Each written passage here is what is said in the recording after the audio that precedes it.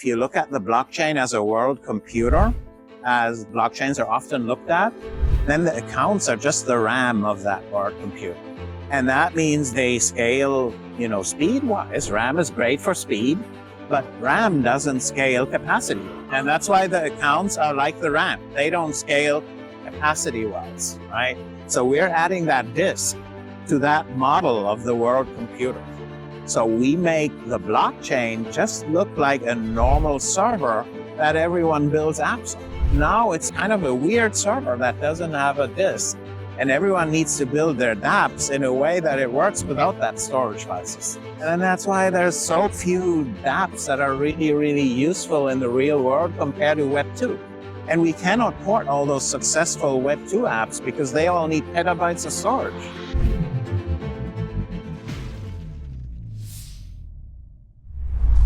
We're sitting with Bernie just a day before Token 2049, and we have the opportunity to talk about Xandum and what they've been doing within the Web3 ecosystem, but especially within the Solana ecosystem. So please tell me a bit more about yourself before we go into the business side of it. All right. Yeah. Thanks, Ivan. Yeah, I've been in the IT industry for a very long time, and I've always been on the part of kind of systems programming, so close to the hardware. I love solving problems that are deep down in the technology and are kind of the base layer for a lot of other things, right? Which is kind of an infrastructure layer. And started a few companies before, both in Germany, where I was born and raised, and then moved to the US 10 years ago and started Ansel there, which is a virtualization platform. And recently started Xandeum, which is the leading Solana scaling solution. And could you tell me a bit more about it? But I know that you're essentially aiming to solve the blockchain storage trilemma. So could you explain what's the storage dilemma, but also how are you aiming to solve it? Yeah, absolutely. So there is that famous blockchain trilemma that Vitalik came up with some time ago, right? And that's for blockchain in general. We feel there's a different trilemma in blockchain storage, right? Because blockchain storage, as we know, doesn't really scale, right? So, but we have three things that need to be given to really spark that Cambrian explosion in whole new Web3 apps. And those three parts are scalability to exabytes plus petabytes, right? So scalability in capacity, I'm talking here, right? Not scalability in speed or anything. Solana does a great job there, right? But Solana's storage is the Solana accounts. Ethereum storage is the Ethereum accounts, and those don't scale to exabytes. You can store on Solana maybe a few megabytes, but even if you want to store a gigabyte, which is nothing for a real Web 2 or Web 3 app, then you just can't do it. But also there are other solutions out there, blockchain solutions that have high capacity like Filecoin or Arweave or so, but these don't offer the other two aspects of the storage trilemma, which is random access and which is smart contract native, right? So most of the other solutions are not smart contract native. They don't offer the storage to the Web3 developer, right? It's a break in the developer experience. If you do something with Filecoin, that's why it's not really adopted in the Web3 world. And Arweave or something, it's just an archival solution. It doesn't offer random access. So what if we have all three, random access and a scalability to more than exabytes, and with that we can achieve Web3 apps that we can port Web2 apps suddenly, right? We can have a Web3 version of Wikipedia, which we will do as our demo app. It's called Xandipedia. Nice. And it's a fully decentralized version of Wikipedia. That will be just a demo app, but we can do things like Airbnb. Before we go into the use cases, apologies to interrupt, could you please tell me a bit more about the scalability problem? First of all, why do we even need to solve it? And what's the scalability problem as itself? As like the storage problem, sorry, not the scalability problem, but the storage problem. And then could you explain a little bit further why random access and smart contracts are important within this trilemma. Yeah. Because as you say, other companies already kind of solve that initial problem, but they don't Yeah. have these two essential components. Yeah, yeah. So what's the initial problem, and then the two other subsets of like how you solve it? Yeah. So the initial problem with storage is just that with the current solutions that we see in all these smart contract platforms, they are all stored. The data is stored on each and every validator. So Solana has like 2,000 validators. Everything needs to be stored on each and every validator, and they basically need to keep it in RAM. So if you think about that, it would be just not feasible to store terabytes there, right? So what we're doing, we're offloading the storage to a separate network of what we call P nodes. Those are the provider nodes, the storage provider nodes. We're super excited about that. They are relatively cheap hardware. We hope they can be run from home as well. And they provide the storage, they dedicate the storage, just as we know from these other storage chains like, Chia, Sia, Filecoin, etc. But these are not smart contract native, right? So what we want to achieve is that we call it a Cambrian explosion of new types of Web3 apps, right? Because just the programming, we need to have the Web3 programmer, the entrepreneur that builds something, he needs to have that in his developer experience, right? It needs to be like, okay, here's what we can do. We can access Solana accounts, but we can also access our vastly scalable file system from that same developer experience. Otherwise, these apps just don't get built. They are not really intertwined with the smart contracts. That is crucial to spark that Cambrian explosion of all new types of Web3 apps. And we think, if we think 4 or 5 years, 10 years into the future, that non-storage enabled apps, they will become extinct. It's like iPhone apps that don't require an internet connection. They're basically not there anymore, right? We've had that in the past, and you had like apps where you could, find all the taxi numbers in this and that city or so. It was all stored in the app, right? Or you might have unit conversions, but somehow, they all access APIs and their own servers and stuff like that. And once that becomes available with a storage layer, we feel all these apps, they will all be storage enabled. And then if you really think about it, with all the storage fees that are being collected each and every day on the Solana chain, the extra fees that come from storage, they will even be higher, right? Because it's such a low fee on Solana just to get your transaction through. But then most of these transactions will handle storage, will handle large amounts of storage just because it becomes possible. And that way, the fee amounts that are handled on the Solana chain for the storage can be even higher than the base Solana fees. And, I can only speculate what that means for the market cap of our Xand token that we will be announcing here at Breakpoint, the launch of our Xand token for October 29th. We couldn't be more proud of that. Nice. Let's jump into the tokenomics. Yeah. Could you disclose a bit more about the utility of the token, and why did you decide to have your own token, your native token? Yeah. What was like the entire thought process behind it? Yeah. So first of all, we're super proud that the whole solution is built on Solana. So we're not our own blockchain in any way or form. We're extending the functionality of the Solana chain, right? And that is similar to another very successful project named Jito. They recently launched, are super successful, and they are extending the functionality of Solana with MEV. Totally different thing than we do. But the similarity is we're both extensions to the Solana functionality. We're not L2s for Solana, and we're not like anything else. We're just extensions where we kind of add additional functionality to Solana. They do MEV, we do that storage functionality.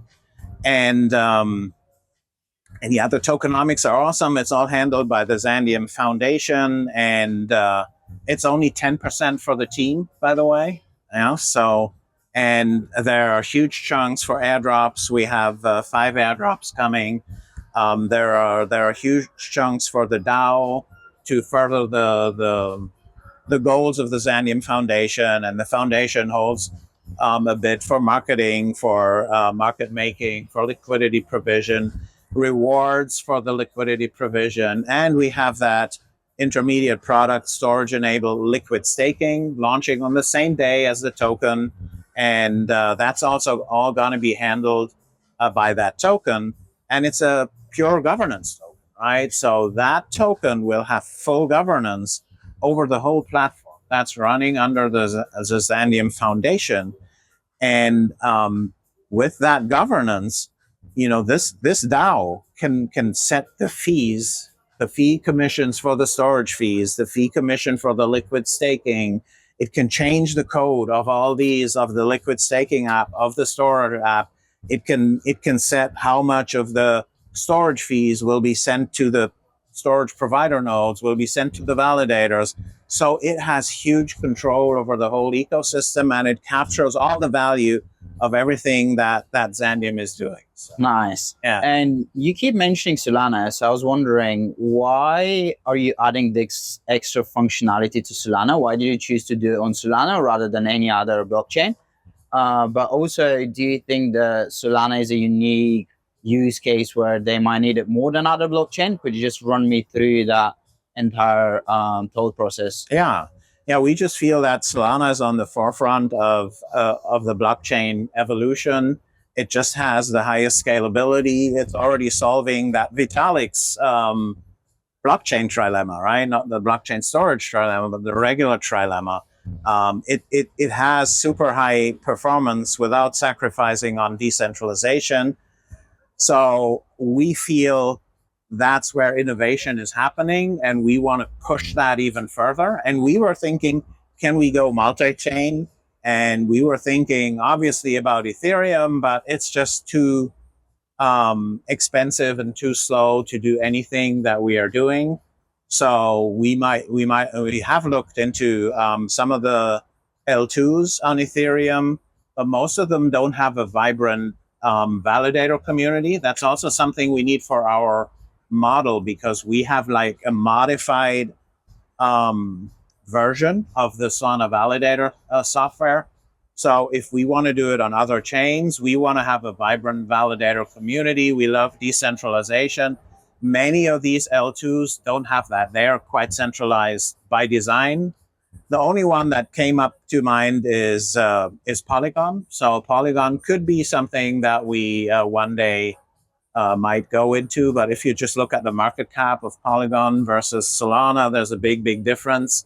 If you look at the Jito guys with their liquid staking, they have $2 billion in TVL right now, just 9 months after they launched. And the whole Polygon chain has 1.7, right? That's less than what they could do on Solana in just 9 months. So we feel that's the best way to go. But we have Polygon on our mind, maybe even Avalanche. Who knows? Could you elaborate on the point about vibrant validator community? Why is that essential to you? And could you just talk a bit more about it? Yeah. Because we believe in market models and fee markets and stuff like that, in competition. So in order to distribute all the fees, right? The fees will originate from the apps, the dApps. So the new dApps that are building on Xandeum, they are storage enabled. So they will pay the fees to get their transactions through. They will also pay the storage fees. These then go to the validators, right? The validators have a competition on Solana to get stake, right? Which is a great thing for, making them performant, right? And then we add another set of nodes, tens of thousands, hundreds of thousands of provider nodes. And they need that incentive also, right? The better they perform, the more they do their job. And they are being supervised by the validators, the Solana validators, by the way. So all our technology is basically dependent on having that vibrant ecosystem, just to have competition among the nodes, distribute all the fees. They can all set different commissions, and there's a competition on what commission each one takes.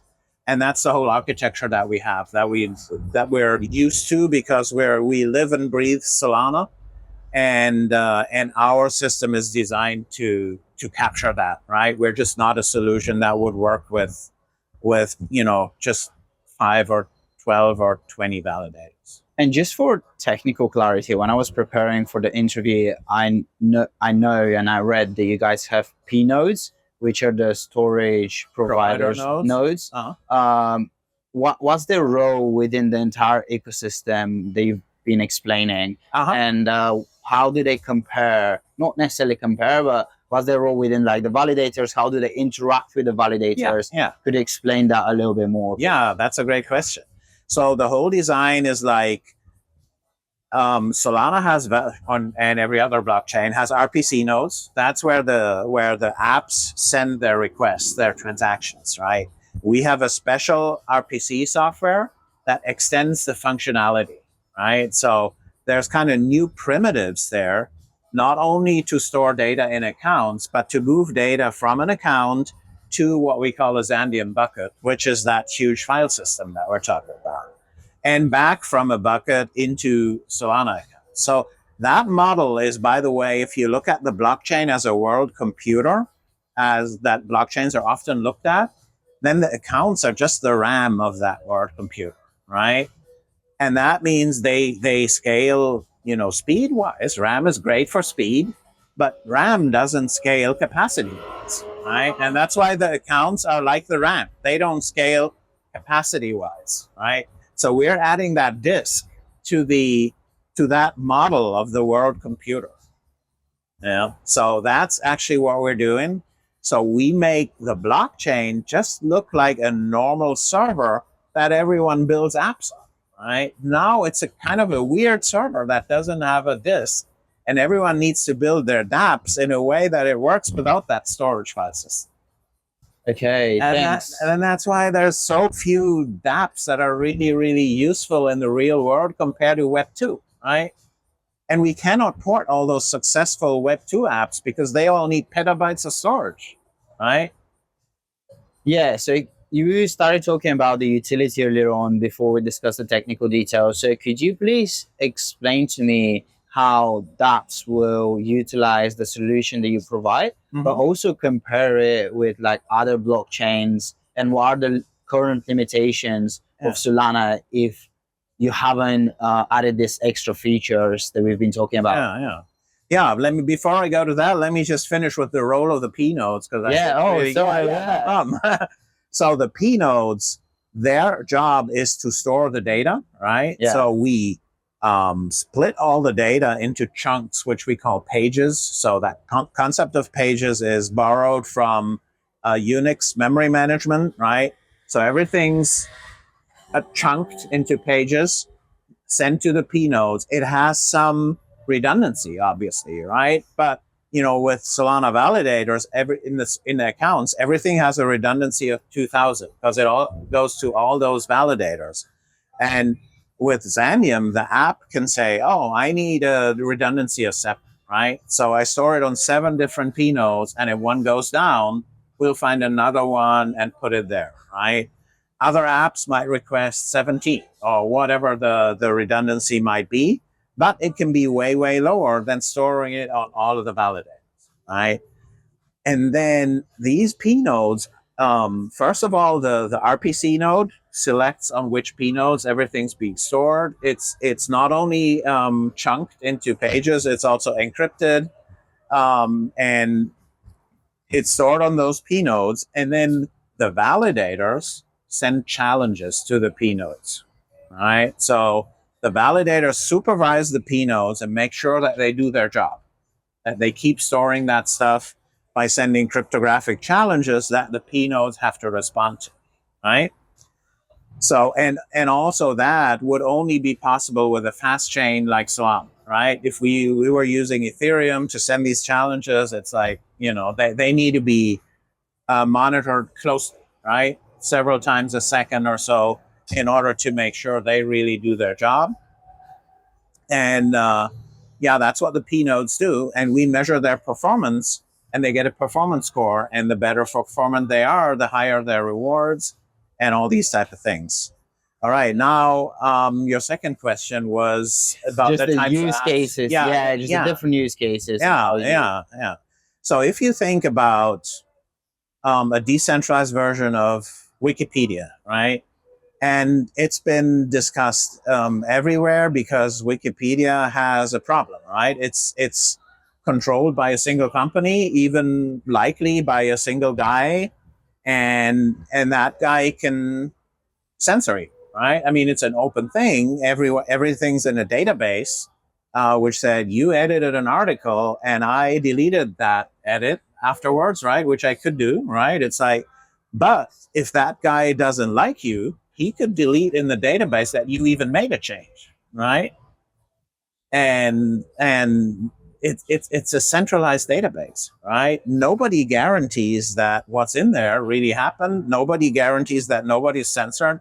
I bet they censor people. I can't prove it, of course.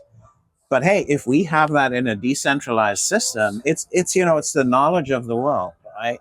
If we have that in a fully decentralized system where we can prove everything cryptographically on the blockchain, whatever happened, and it's also owned by everyone with their own token, the Xandipedia token, that would be a breakthrough.